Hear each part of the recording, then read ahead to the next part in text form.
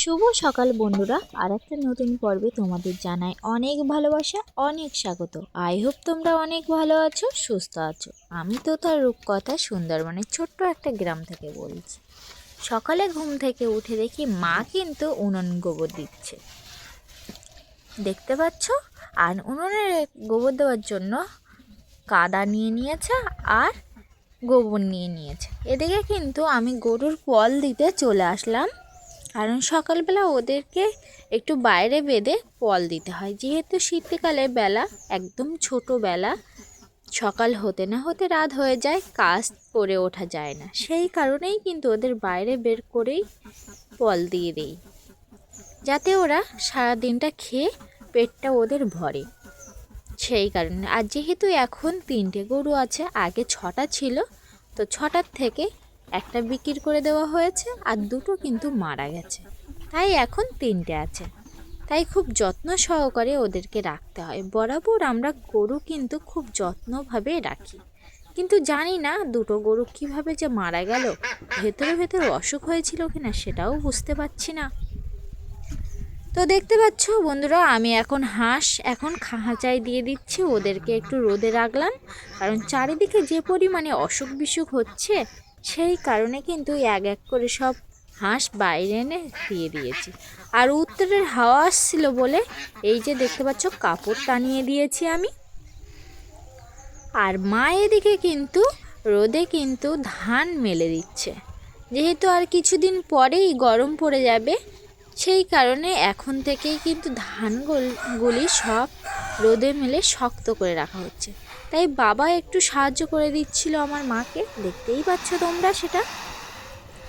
আর এই তাল তলাই কিন্তু আমাদের সব সময় ধান রোদ দেওয়া সব কিছু কিন্তু তাল তলাই হয়।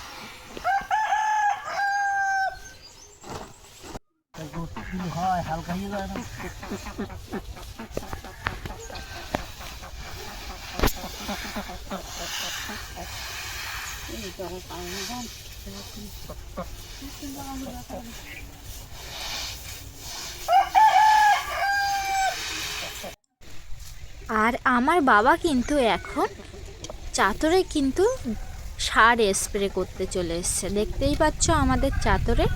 আর জল ভরে দিয়েছিলাম ব্যারেলে, আর ওষুধ দিয়ে দিয়েছিলাম, দিয়ে বাবার কাঁধে তুলে দিয়েছি। বাবা সারটা দিচ্ছে ভালো করে, যেহেতু বডিতে বাড়ি আজকে চলে যাবে, আসবে 2-3 দিন পরে, সেই কারণেই কিন্তু আমার বাবা এখন সার দিয়ে দিচ্ছে।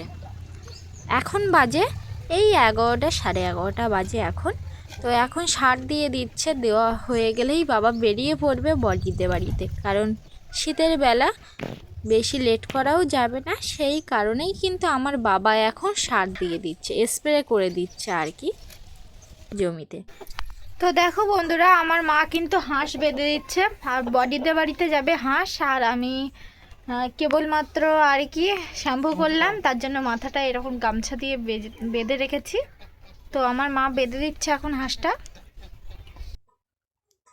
আর জেঠিমাদের ছাগল বাচ্চা হয়েছিল 2টো, তো আমি অনেক দিন পর ছাগল বাচ্চা ধরে খেলা করছি, দেখতেই পাচ্ছ। তো 2টো ছাগল বাচ্চা ধরে রেখেছিলাম, আর ওরা এত ডাকছিল সে ধারণার বাইরে। আর ওদের মা এই ডাক শুনে জমি থেকে ছুটে ছুটে চলে এসেছে। ছেড়ে দেওয়ার পরে এখন ছাগল বাচ্চাগুলো সব বাড়ির দিকে যাচ্ছে, ওর মা বাড়িতে গেছে, দেখতে পাচ্ছ কীভাবে লাফাতে লাফাতে যাচ্ছে। আর ওর মা বেরিয়ে এসছে, ওরা কী যে খুশি হয়েছে, ওদেরকে না দেখলেই বুঝতেই পারতাম না। তো আমি অনেক বছর পর এই ছাগল ধরলাম। এখন আমি কিন্তু গরুর জল দিয়ে দেবো, যেহেতু বিকেল হয়ে গেছে, ওদেরকে গোয়ালে তুলতে হবে, তাই জলটা দিয়ে দিচ্ছি।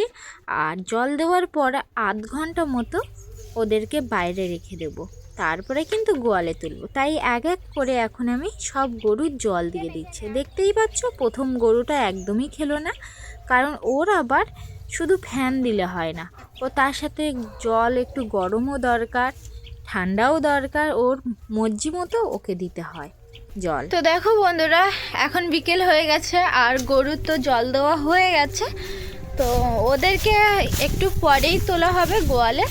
তাই একটু ভাবলাম একটু রাস্তার দিক থেকে হেঁটে আসি, তাই এখন হাঁটতে যাচ্ছি রাস্তার দিকে। আর আমাদের এদিকে ঠান্ডাটা আজকে একটু কম পড়েছে, যার জন্য মানে সোয়েটার বিনা যেতে পারছি উত্তরপাড়ার দিকে, নয়তো সাহসই হয় না সোয়েটার ছাড়া যে যাব। তো হালকা হালকা একটু ঠান্ডা হাওয়া হচ্ছে, কিন্তু ঠান্ডাটা কম পড়েছে।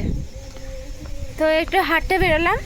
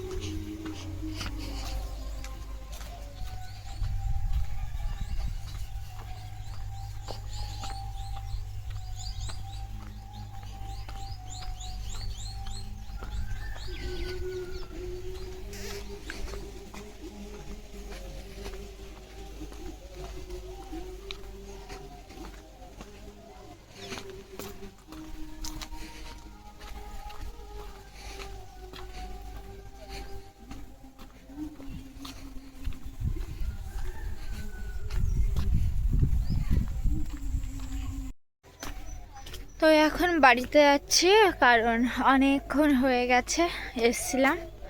তো আধ ঘন্টা 40 মিনিট এরকম হয়েছে। তো বাড়িতে গিয়ে এখন গরু গোয়ালে তুলে দিতে হবে, সেই কারণেই এখন বাড়িতে যাচ্ছি।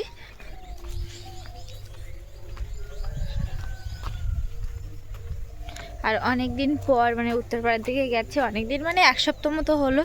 তো উত্তরপাড়ার দিকে গেছি, এখন খুব ভালো লাগলো। ঠান্ডাটা কম, সেই দিক থেকেও আরও বেশি ভালো লাগলো। ঠান্ডা একদমই আমার পছন্দ হয় না, গরমকালটা ভালো। তো এখন বাড়িতে যাচ্ছি, গরু তুলতে হবে, সেই কারণে।